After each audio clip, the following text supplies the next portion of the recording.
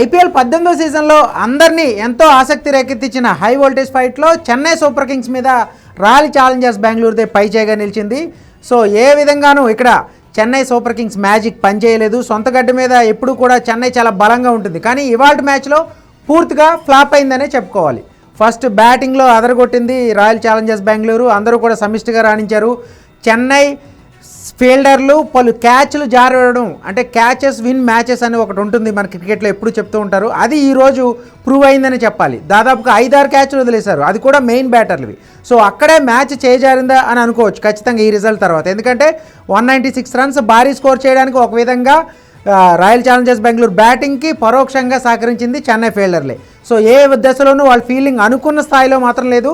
So first batting దిగింది royal Challengers Bengaluru. Starting నుంచి కూడా ఏదైతే కోల్కతా నైట్ రైడర్స్ మీద ఎటువంటి పార్ట్నర్షిప్, ఓపెనింగ్ పార్ట్నర్షిప్ ఇచ్చారో ఆ స్థాయిలో కాకుండా ఒక మంచి ఆరంభాన్ని అయితే ఇచ్చారు. ఫిల్ సాల్ట్, విరాట్ కోహ్లీ చాలా అటాకింగ్ ఆడారు. సో కోహ్లీ కూడా అలాగే సాల్ట్ కూడా బాగా ఆడారు. తర్వాత మిగిలిన బ్యాటింగ్ లైనప్ చూసుకుంటే కనుక లివింగ్ స్టోన్ కానీ, టిమ్ డేవిడ్ చివర్లో మెరుపులు, అలాగే కెప్టెన్ రజత్ పటీదార్ మరోసారి కెప్టెన్ ఇన్నింగ్స్ ఆడు, హాఫ్ సెంచరీ కొట్టాడు. సరే చివర్లో క్రూషియల్ క్యాచ్లు వదిలేయడం, చాలా వరకు క్రూషియల్ క్యాచ్లు వదిలేయడం చెన్నై కొంప ముంచిందనే చెప్పాలి.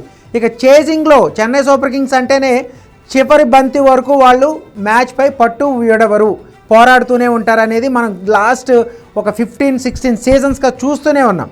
సో కానీ ఈసారి మాత్రం ఈ మ్యాచ్లో కంప్లీట్గా చెన్నై సూపర్ కింగ్స్ ఏ దశలో కూడా పోటీ ఇవ్వలేకపోయింది. అసలు చెన్నై ఆడుతుంది చెన్నైనా లేకపోతే కొత్తగా వచ్చిన మరో టీమా అనుకున్న రీతిలో చాలామంది భావించారు ఈ మ్యాచ్ చూసిన తర్వాత. ఎందుకంటే ఒక స్టార్ బ్యాటర్ కూడా క్లిక్ కాలేకపోయాడు. సో శివన్ దూబే ఇంపాక్ట్ ప్లేయర్గా వచ్చిన ప్రభావం చూపలేదు.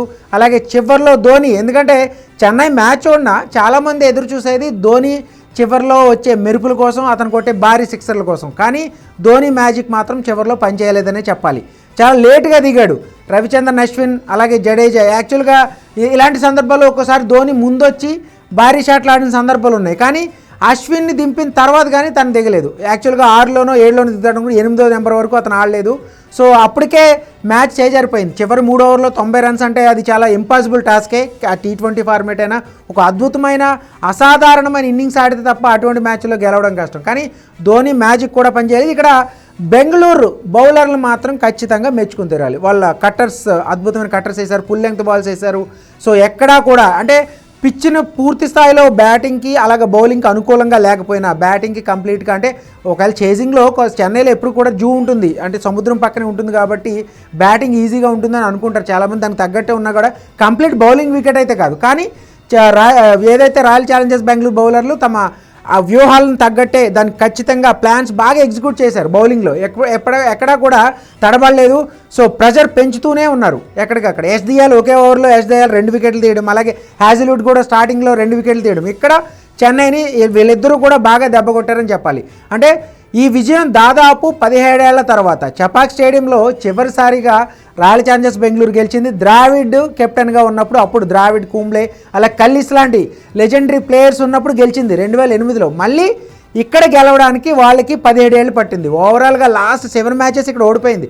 లాస్ట్ సీజన్లో గెలిచినప్పటికీ కూడా, మనం బెంగళూరులో గెలిచినప్పుడు కూడా, అంటే బెంగళూరు లాస్ట్ సీజన్లో గెలిచి ప్లే ఆఫ్కి వెళ్ళింది. సో అప్పటి నుంచి కూడా రివెంజ్ కోసం ఎదురు చూస్తున్నారు చెన్నై ఫ్యాన్స్. కానీ ఈసారి కూడా అది ఫస్ట్ ఈ టోర్నమెంట్ ఈ సీజన్లో ఫస్ట్ మ్యాచ్లో మాత్రం నెరవేరలేదు. ఓవరాల్గా 17 ఏళ్ల నిరీక్షణకి చపాక్ స్టేడియంలో చెన్నైని కొట్టడం అంటే అది ఒక పెద్ద ఘన విజయంగానే ఖచ్చితంగా చెప్పుకోవాలి. సో చపాక్ స్టేడియంలో చెన్నైని కొట్టింది 17 ఏళ్ల తర్వాత. 2008లో ద్రావిడ్, కల్లిస్ అలాగే కుంబ్లే ఇలాంటి ప్లేయర్లు ఉన్నప్పుడు గెలిచారు. మళ్ళీ ఇన్నేళ్ళు పట్టింది ఎక్కడ చపాక్లో బెంగళూరు గెలవడానికి. సో ఓవరాల్గా ఒక టీమ్ ఎఫర్ట్ అనిపించింది రాయల్ ఛాలెంజర్స్ బెంగళూరు. ఎప్పటికప్పుడు ప్రతి సీజన్లో ఈ సాలా కప్పు నమ్మదే అంటూ దిగుతూ ఉంటారు. సో ఈ సీజన్లో కాన్ఫిడెంట్గా ఆడుతున్నారు. ఫస్ట్ మ్యాచ్లో కోల్కతాని డిఫెండింగ్ ఛాంపియన్కి షాక్ ఇచ్చారు. ఇప్పుడు చెన్నైకి కూడా చెక్ పెట్టారు, అది కూడా వాళ్ళ హోమ్ గ్రౌండ్లో. మొత్తం మీద సమిష్టిగా అటు బ్యాటింగ్లో అందరూ రాణించారు, ఇటు బౌలింగ్లో కూడా అందరూ రాణించారు. ఒక సమిష్టిగా, ఎందుకంటే క్రికెట్ అంటేనే టీమ్ గేమ్. సో ఎప్పుడు కూడా కంబైన్డ్గా ఆడితే గెలుపు ఖచ్చితంగా ఉంటుంది అనేది మరోసారి రాయల్ ఛాలెంజర్స్ బెంగళూరు నిరూపించింది. చెన్నై సూపర్ కింగ్స్ లాంటి స్ట్రాంగ్ టీంని, ఐపీఎల్ హిస్టరీలోనే అత్యధిక టైటిల్స్ గెలిచిన రికార్డు ఉన్న టీమ్గా చెన్నై సూపర్ కింగ్స్ పేరుంది. అటువంటి టీంకి చెక్ పెట్టింది బెంగళూరు. మొత్తం మీద ఈ సీజన్ని కాన్ఫిడెంట్గా వరుసగా 2వ విజయాన్ని తన ఖాతాలో వేసుకుంది.